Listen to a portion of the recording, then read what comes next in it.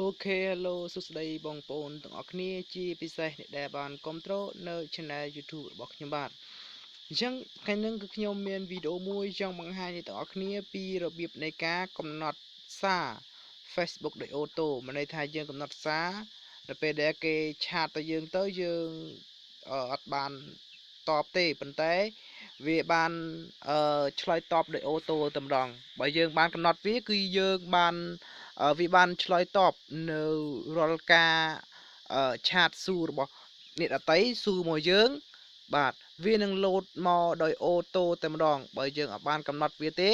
គឺវាអត់លោតឲ្យទេណាអូខេតោះអ្នកនរគ្នាសូមធ្វើតាមខ្ញុំដូចតទៅអញ្ចឹងអ្នកនរគ្នាចូលទៅកាន់ Play Store ដើម្បីធ្វើការដូននៅកម្មវិធីមួយអូខេបន្តមកទៀតអ្នកនរគ្នាធ្វើការវាយពាក្យថាអូតូអញ្ចឹងមកបាទអូតូ reply អូខេអូតូ reply Facebook អញ្ចឹងមកបាទខ្ញុំប្រាប់កម្មវិធីអូខេបន្ទាប់មកយើងធ្វើការ search វាមកអូខេអញ្ចឹងវានៅខាងលើគេគឺ auto reply for Facebook បន្តមកទៀតអ្នកនរគ្នាធ្វើការដំឡើងកម្មវិធីនឹងមក you accept អូខេអញ្ចឹងអ្នកនរគ្នាធ្វើការរងចាំវានឹងធ្វើការដំឡើងនៅកម្មវិធីនឹងសូមរងចាំមួយ plate ណាវាកំពុងតែ pending អូខេអញ្ចឹងខ្ញុំសូមកាត់តិចឲ្យវាដំឡើងពេញសិនអូខេឥឡូវវាកំពុងតែធ្វើការដំឡើងហើយឥឡូវយើងចុចបានដំឡើងរួចរាល់ហើយយើងចុចយកកន្លែង open បាទហើយយើងចុចពាក្យ next ទៀត got in អូខេបន្ទាប់មកចុចអូខេបន្ទាប់មកកន្លែងគេប្រាប់ឲ្យចូលដល់កន្លែង notification access គឺយើងចុច tick វាមួយបាទហើយអូខេហើយយើងថយក្រោយវិញមកហើយយើងចុចយកសញ្ញានេះត្រង់នេះបើកនេះមកអូខេបន្ទាប់ទៀតកន្លែងសញ្ញាកន្លែងសរសេរត្រង់នេះយើងចុចលើវាមក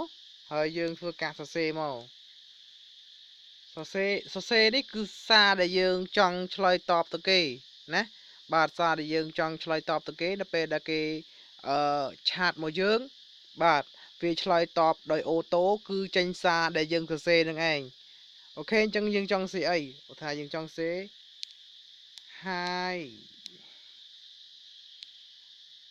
all អានេះគឺតាមអ្នកនរគ្នាសរសេរទេណាហ្នឹងហើយ hi all friend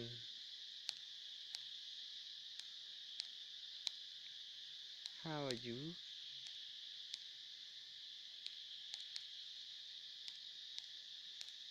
អញ្ចឹងអ្នកនរគ្នាចង់សេអីដាក់មកណាអូខេអញ្ចឹង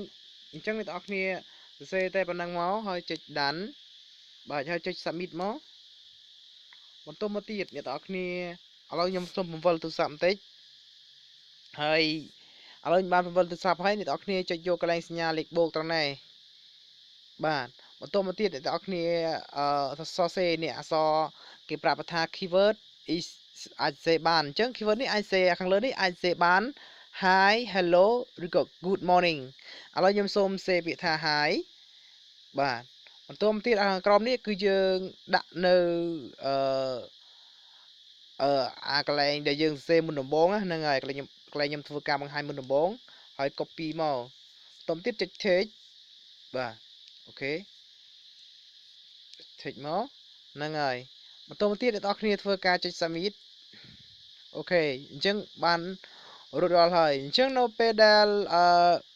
នរណាម្នាក់បាទនៅពេលដែលនរណាម្នាក់ comment សំទោសឆាតមកសួរយើងអញ្ចឹងវានឹងឆ្លើយ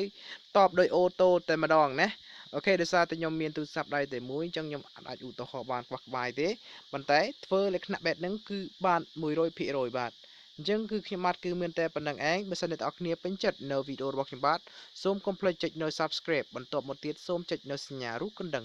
សូមអរគុណ